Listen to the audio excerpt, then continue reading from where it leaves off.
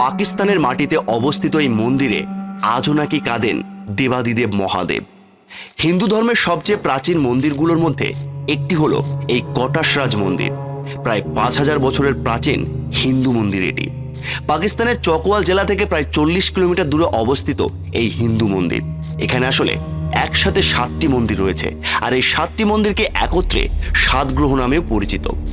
লোকমুখে শোনা যায় এই কটাশরাজ মন্দিরে নাকি সতীর বিরহে আজও কেঁদে বেড়ান দেবাদিদেব মহাদেব। মহাভারতেও উল্লেখ রয়েছে এই প্রাচীন মন্দিরের। তবে এই মন্দিরের ইতিহাস জানতে হলে আমাদের পিছিয়ে যেতে হবে সিন্ধু সভ্যতায়। বিশ্বের অন্যতম প্রাচীন সভ্যতা এই সিন্ধু সভ্যতা। আজকে আমরা ভিসা ছাড়াই আপনাদের নিয়ে যাব পাকিস্তানে। উত্তর পূর্ব আফগানিস্তান থেকে পাকিস্তান এবং উত্তর পশ্চিম ভারত পর্যন্ত বিস্তৃত ছিল এই সিন্ধু সভ্যতা। আর এই সভ্যতার প্রধান 2 নগর হরপ্পার খানিকটা অংশ এবং মহেঞ্জোদারোর সম্পূর্ণ অংশ পাকিস্তানের মাটি খুঁড়ে পাওয়া গেছে। ঠিক সেভাবেই বিশ্বের অন্যতম প্রাচীন শিব মন্দিরটিও পাকিস্তানের মাটিতেও পাওয়া যায়। কটাশরাজ মন্দিরের বয়স 5000 বছর। শোনা যায় এই মন্দিরটি নাকি মহাভারতের আমলে তৈরি। পৌরাণিক, অলৌকিক আর বাস্তব মিলিয়ে এই মন্দিরটি আজও হিন্দু ধর্মের কাছে অত্যন্ত গুরুত্বপূর্ণ এক তীর্থস্থান। প্রাচীন যুগ থেকে হিন্দুদের কাছে কটাশরাজ মন্দিরের মাহাত্ম্য অপরিসীম। ধর্মপ্রাণদের বিশ্বাস, যেই জলাশয়ের চারপাশে কটাশরাজ মন্দির নির্মাণ হয়েছিল সেটি নাকি ভগবান শিবের চোখের জলে গড়ে উঠেছে। কথিত আছে দেবাদিদেব মহাদেব তার স্ত্রী সতীর সঙ্গে এখানে বাস করতেন। সতীর দেহত্যাগের পর শোকাহত শিব তার চোখের জল ধরে রাখতে পারেননি। তিনি বিরহ যন্ত্রণায় এত কেঁদেছেন যে তার কান্না থেকে 2টি জলাশয় তৈরি হয়, একটি পাকিস্তানের কটাশরাজে এবং অন্যটি রাজস্থানের পুষ্করে। মন্দিরে অবস্থিত এই জলাশয়টিকে কটাক্ষ কুণ্ড নামেও পরিচিত। জলাশয় এবং মন্দিরের মানটি আজও মহাদেবের মনের কষ্ট প্রকাশ করে। তবে এটি ছাড়াও আরও কিছু পৌরাণিক কাহিনী জড়িয়ে রয়েছে এই মন্দিরের সাথে। মহাভারতে উল্লেখ রয়েছে এই মন্দিরের। শোনা যায় 12 বছরের নির্বাসনের সময় নাকি কটাশরাজের এই স্থানে বসবাস করতেন পঞ্চ পাণ্ডব এবং দ্রৌপদী। জঙ্গলের পথে হাঁটার সময় তাদের প্রচণ্ড জল পিপাসা পায়। জলের সন্ধান করতে করতে এই কটাক্ষ কুণ্ডে প্রথমে হাজির হন সহদেব। জলাশয়ে বসেছিলেন বকরূপী ধর্ম। তিনি সেই জলাশয় পাহারা দিতেন। সহদেবকে তিনি জল নিতে বাধা দেন। বহুরূপী ধর্ম তাকে একটা শর্ত দেন যে তিনি বলেন তার করা প্রশ্নের উত্তর দিলে তবেই সহদেব জল নিয়ে যেতে পারবেন। এই শর্তে রাজি না হয় ধর্মের কূপে পড়ে সহদেবের মৃত্যু হয়। একে একে পাণ্ডবরা 4 ভাই বকের অভিশাপে মৃত্যুবরণ করে। অবশেষে যুধিষ্ঠির বকের কাছে যান এবং তার প্রশ্নের সঠিক উত্তর দেন। যুধিষ্ঠিরের জ্ঞান এবং বুদ্ধিতে বহুরূপী ধর্ম সন্তুষ্ট হন এবং তারপর একে একে ভীম, অর্জুন, নকুল এবং সহদেবের প্রাণ ফিরিয়ে দেন। দ্রৌপদী সহ পঞ্চপাণ্ডব কটাক্ষ কুণ্ডে জল পান করার অনুমতিও পান।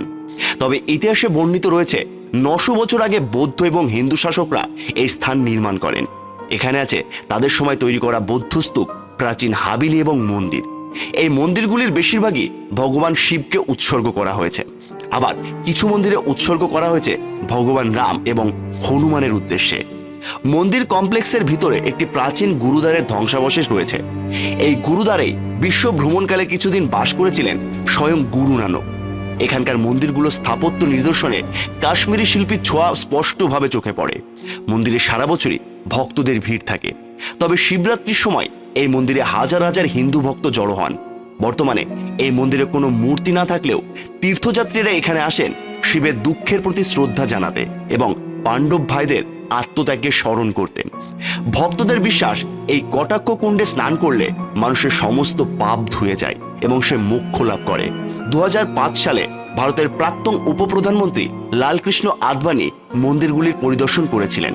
খ্রিস্টীয় 14 শতাব্দীর চীনা সন্ন্যাসী ফ্যাক্সিয়ান তার ভ্রমণ কাহিনীতে কটাশরাজ মন্দিরের বর্ণনা দিয়েছেন। খ্রিস্টপূর্ব 7ম শতাব্দীর চীনা পর্যটক হিউয়েনসাং এই এলাকা পরিদর্শন করেন এবং খ্রিস্টপূর্ব 3য় শতাব্দীর ভারতীয় সম্রাট অশোকের যুগের একটি বৌদ্ধ স্তূপের অস্তিত্বের কথাও জানান তিনি। স্তূপটি 200 ফুট লম্বা বলে জানা গেছে এবং 10টি ঝর্ণা দ্বারা বেষ্টিত। 1947 সালে ব্রিটিশ ভারতের বিভাজনের আগে হিন্দুদের কাছে এই মন্দিরটি অত্যন্ত জনপ্রিয় তীর্থস্থান হিসেবে পরিচিত ছিল। সে সময় প্রচুর সংখ্যক মানুষ শিবরাত্রির জন্য এই মন্দির পরিদর্শন করতেন। দেশভাগের পরে অবশ্য স্থানীয় হিন্দু সম্প্রদায়ের মানুষরা এই অঞ্চল ছেড়ে ভারতে চলে আসেন। স্থানীয় মুসলিমদের সঙ্গে হিন্দুদের সম্পর্ক সত্যিই ভালো ছিল। ভারতীয় তীর্থযাত্রীরা 1965 সালে ভারত পাকিস্তানের যুদ্ধের আগ পর্যন্ত শিবরাত্রি উৎসবের জন্য মন্দির পরিদর্শন করতেন নিয়মিত। পরে 1984 সাল পর্যন্ত ভারতীয় তীর্থযাত্রীদের এই মন্দির দর্শন করতে বাধা দেওয়া হয়। দেশভাগের পর প্রায় কয়েক দশক ধরে পাকিস্তানে অবস্থিত এই মন্দির পরিত্যক্ত হয়ে থেকে যায়, অবহেলার শিকারও হয়েছিল। পাকিস্তানি হিন্দুরা মাঝে মাঝে এই মন্দির পরিদর্শন করতে আসতো, কিন্তু মন্দিরটি দেখাশোনা করতে মন্দিরটির সৌন্দর্য বজায় রাখতে অক্ষম ছিল। মন্দিরের পুকুরটি আবর্জনায় দূষিত হয়ে উঠেছিল। স্থানীয় গ্রামবাসীরা দেবাদিদেব মহাদেবের সাথে জড়িয়ে থাকা এই পুকুরটি বিনোদনের জন্য ব্যবহার করত। ভারতীয় হিন্দু তীর্থযাত্রীদের 1956, 1960 এবং 1965 সালে ভারত পাকিস্তান যুদ্ধের পর এই স্থানে যেতে নিষেধ করা হয়েছিল। তবে 2005 সালে পাকিস্তান সরকার পুনরায় এই মন্দিরটিকে যত্ন নিতে শুরু করে। 2006 সালে শিবরাত্রি উৎসবের জন্য 300 ভারতীয় হিন্দু এই মন্দির পরিদর্শন করেছিলেন। যদিও 2008 সালে মুম্বাই হামলার পর ভারতীয়রা আসা বন্ধ করে এই স্থানে, পাকিস্তানি হিন্দুরা পুনরায় 2010 সালে মন্দিরে শিবরাত্রি উদযাপন শুরু করে। একবার শিবরাত্রি উৎসবে এক হিন্দু দম্পতিদের জন্য একটি বিয়ের আয়োজন করা হয়েছিল এই স্থানে, যাদের পরিবার 2010 সালের পাকিস্তানি বিধ্বংসী বন্যায় বাড়িঘর সম্পত্তি সব ভেসে গিয়েছিল। 2017 সালের ফেব্রুয়ারিতে ভারত থেকে প্রায় 200 জন তীর্থযাত্রী কটাসরাজ ধাম উৎসবে অংশ নিতে এই মন্দিরে পা রেখেছিল।